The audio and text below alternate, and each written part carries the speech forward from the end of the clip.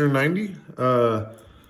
Okay, so we have these three functions that seem to be pretty closely related. So we've got this f double prime of x, we've got g double prime of x, which is this whole graph shifted up a spot, and h double prime of x, which is this whole graph shifted down a spot. So it says which, if these are the second derivatives, which of the following functions has exactly 2 points of inflection? You will recall that a point of inflection is a point where the second derivative changes sign. So I have f double prime of x, I graphed it on my calculator and I drew it here. I've got a point of inflection for f here and for here, but I do not have one there. So f has exactly 2. If I had g of x and I moved this graph up a 1, I would still get a crossing point here and a crossing point here, so g satisfies.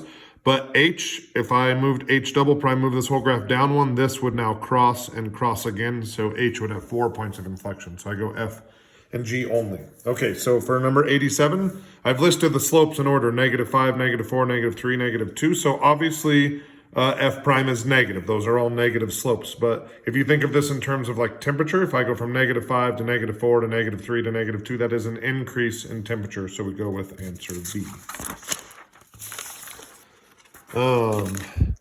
88, I went back and forth doing on the calculator, doing by hand. So it says we have a function here and a function here. It says the line tangent to the graph of f at x equals 2. So that's essentially f prime of 2 is parallel to the line tangent of the graph of g at x equals a.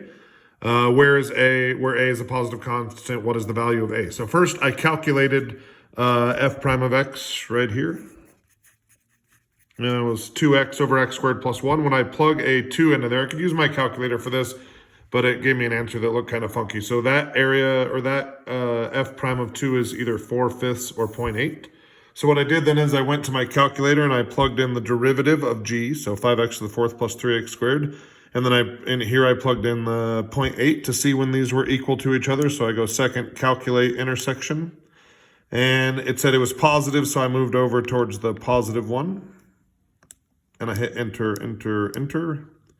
And that's where I get the 0.447. So I essentially wanted to know where this guy's slope was equal to this guy's slope at 2.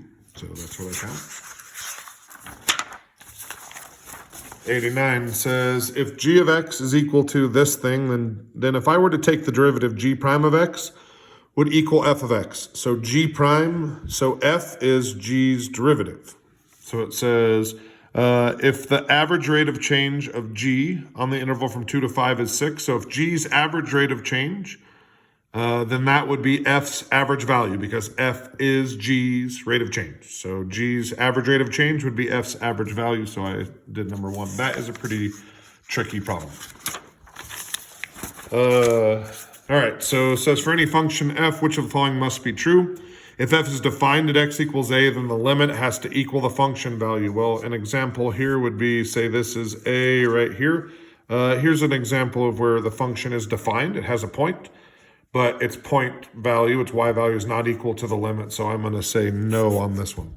But if I'm continuous, I eliminate this possibility of a jump or a hole or an asymptote.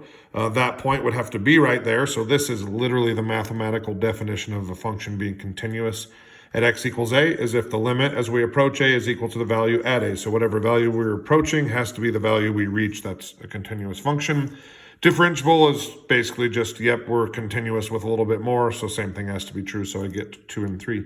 Okay, guys, that's it for this part. I'll get the free response stuff coming tonight or tomorrow. All right, miss you guys.